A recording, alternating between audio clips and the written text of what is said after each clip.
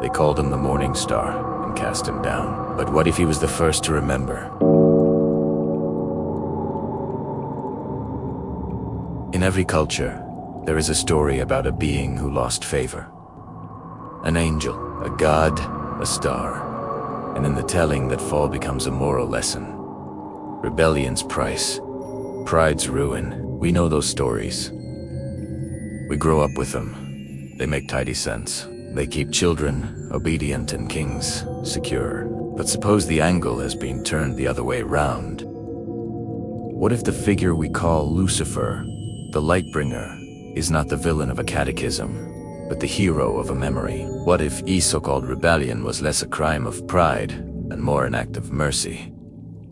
An attempt to wake a sleeping world. If that is true, then every hymn we've learned, every sermon preached, and every myth turned moral is actually an edited memory. An institutional correction of what once was recall. This question is the hinge of our story. It is small enough to whisper and large enough to rewrite history.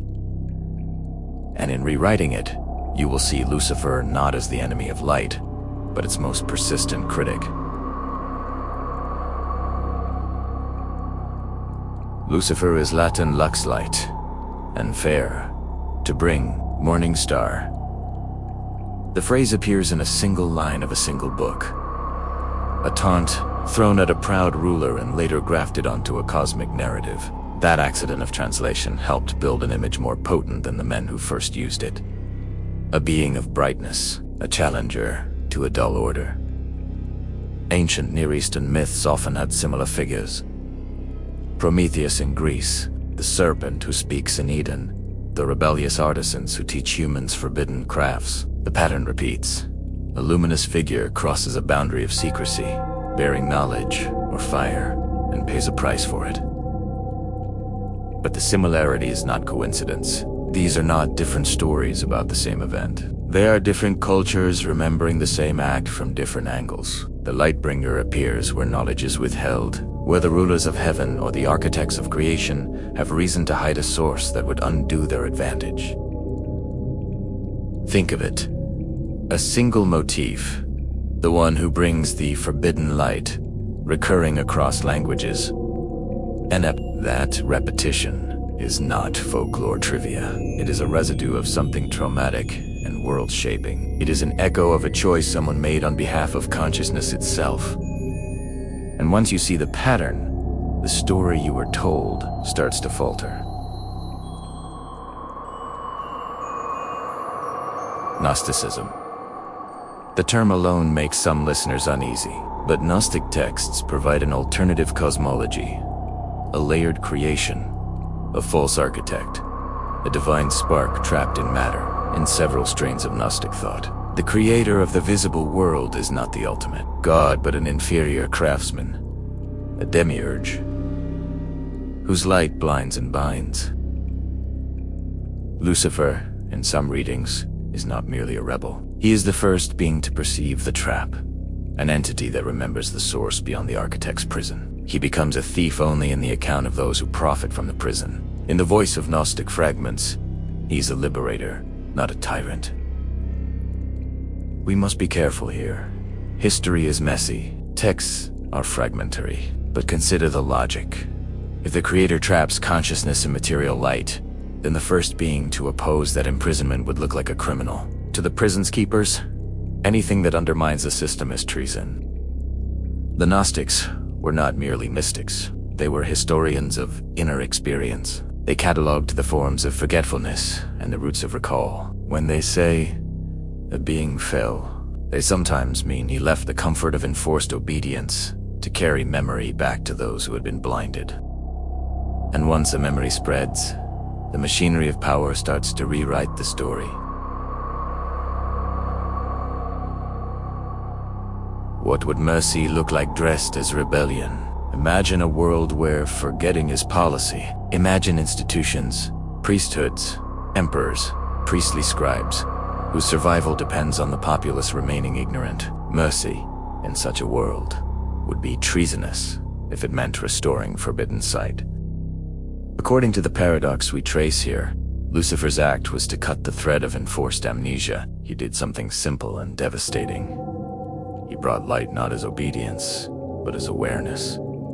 He showed beings that the light could be questioned. He taught that the radiance that painted the world was also a mask. The result was chaos. Civilization fears chaos more than it hates cruelty. So storytellers doubled down. They recast the liberator as a tempter, and they turned hero into parable for why you must obey. The paradox is elegant in its cruelty. The liberator is punished in order to preserve the cage. The punishment becomes the story. The story becomes the law. Law stabilizes power. Power forgets mercy. Yet the memory never dies. It hides in myths, in dreams, in the small rebellions of artists and madmen. Let's trace this through a few notorious episodes. King Solomon and his ring. Prometheus and his theft of fire. The serpent in Eden. Each, in its way, demonstrates the transformative paradox. Solomon, the wise king, is often presented as the master of spirits. In some traditions, he subdues powerful entities with a ring. But read differently. He binds knowledge to power. The ring is both a tool of wisdom and a seal. The narrative about Solomon becomes a lesson. Power can possess wisdom, and wisdom can be domesticated. Prometheus gives fire to humanity and is crucified to a rock. The punishment is spectacle, a warning to all who would bypass established orders. The lesson: technology without servitude will be punished. The Edenic serpent offers knowledge, the risk of becoming like God, and is cast out. But the real scandal is not that knowledge corrupts. It's that knowledge frees. That freedom terrifies systems that rely on compliance. Look closely and you sense a pattern. Knowledge that redistributes agency is always labeled contagion. The metaphors vary, but the political consequence is the same. Controlled by narrative. And in the history that follows, the Lightbringer motif shifts. Sometimes he is a shining prince. Sometimes a demonic temple. The shift depends on who controls the archive. Institutions are narrative machines. They take a memory and frame it until it becomes doctrine. Over centuries, the image of the Lightbringer was folded into moral frameworks designed to prevent repetition. You can see the mechanics of this reframing: euphemism, allegory, and ritual. The acts of the supposed rebels become allegories for human vice. The language of memory, recall, awakening, insight is translated into sin, temptation, and punishment. Consciously or not, religious and political systems perfected this strategy. Make the memory morally dangerous, and the populace will police itself. Teach children that curiosity equals hubris, and you have built an army of obedient citizens.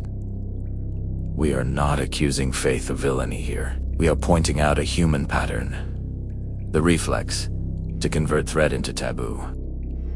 But acts of reframing are not fully effective. They leave traces. Shielded texts, unburned verses, liturgies that squeal when you pry them. Those gaps allowed alternative traditions, occultists, mystics, poets, to keep the ember alive. If Lucifer's gesture was to teach recollection, how would that look in practice? What does remembering require? First, attention. To remember is to attend. In ancient rites, attention was the instrument of recall, the repetition of names, the facing of certain directions, the containment of breath. These were not magicisms, but exercises in training the consciousness to hold a thread of awareness.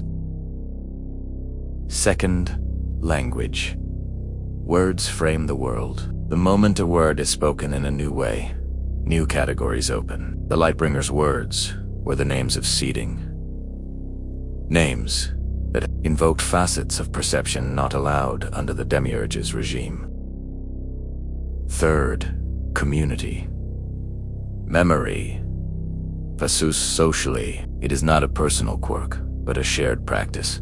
That's why powers that wish to suppress revelation isolate individuals, fragment communities, and corrupt transmission. Remembering is not solitary heroism. It is a practice taught in kitchens, in underground circles, in the scratchings of forbidden codices. But remember, to restore memory is to invite resistance. On a structural level, those who remember must either flee or fight. Fast forward to our own century. The same dynamics play out in new clothes. Knowledge economies hoard data. Institutions curate narratives. Media amplify certain perspectives. The mechanisms differ, but the pattern persists. The more consolidated the system, the more certain truths are made costly. Consider technology. Algorithms shape attention. Platforms curate experience. When attention is engineered, who remembers changes? When you are fed a steady light of curated content, exquisite, flattering, packaged, you grow used to a certain world that asks nothing of you. You become beautiful and contained. The Lightbringer's modern analog is not a single entity, but a practice of redistribution. Open source knowledge, whistleblowing. The circuits that leak curated power. These are small Luciferian acts, revealing the behind the scenes, sketching alternative maps. The paradox remains. Truth that decentralizes power looks like danger. Those who profit from creation will call it chaos.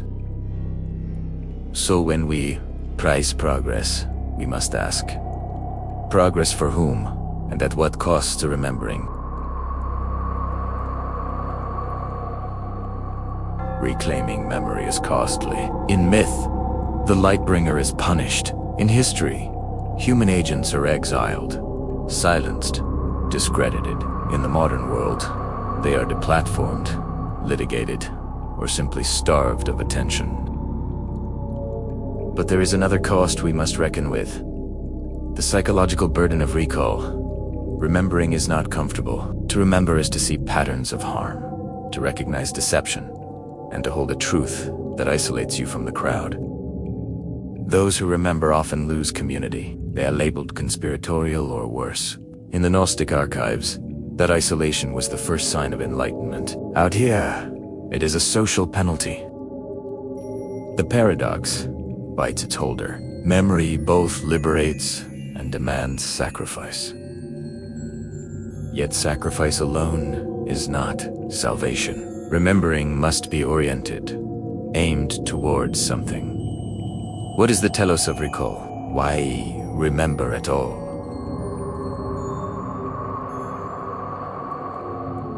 If remembering is an ethically fraught act, what is the right way to use it? The Lucifer Paradox suggests 3 pathways. 1. Restorative remembering. Use memory to repair. Seek to restore agency to communities, not to one-up the powerful with your own correction. 2. Distributed remembrance.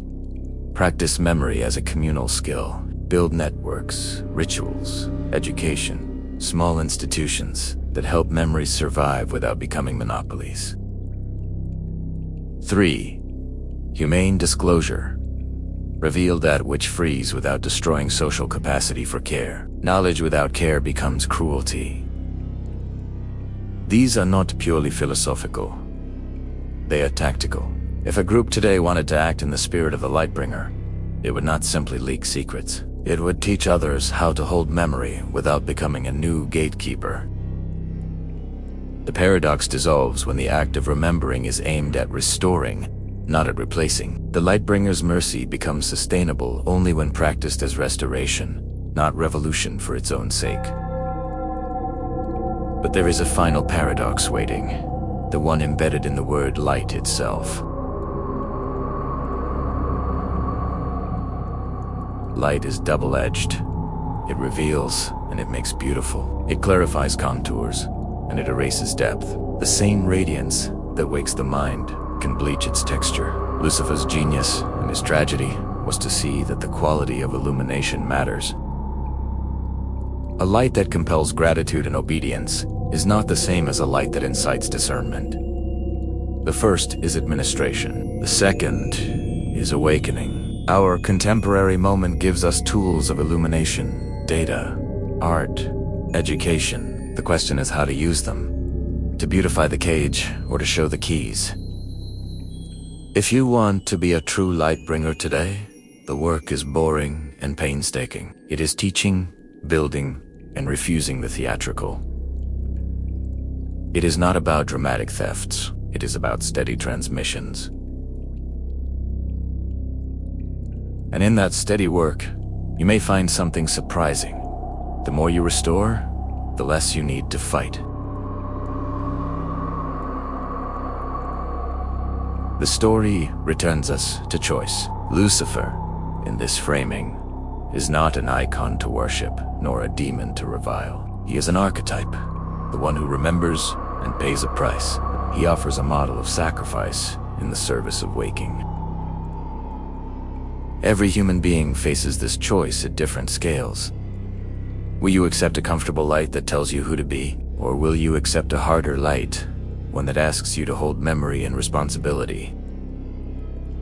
There is no abstract answer. There is only practice. There is only grief and repair and small, faithful acts repeated across years. The paradox resolves not in spectacle, but in the daily life of people who refuse to privatize memory. The ancient stories were warnings and invitations. They warned us that remembering costs. They invited us to consider whether the costs might be worth paying. Because if the price is worth it, then the world you wake into will be unlike anything you imagined. We will end with 3 practical practices to start repairing the culture of memory. They are small, but they scale. 1. Practice exact naming. When you see a story spun, practice naming its elements. Who benefits? Who loses? What is hidden? Naming reduces the ability of institutions to obfuscate. 2. Build shared rituals of recall. A weekly meeting, a reading circle, a public archive. Memory thrives when it is not hoarded. 3. Teach the next generation to notice. Education that trains attention rather than rote compliance is the primary technology of recall. The Lightbringer's legacy must be made practical. Otherwise, it becomes a romanticized myth, a story with no application.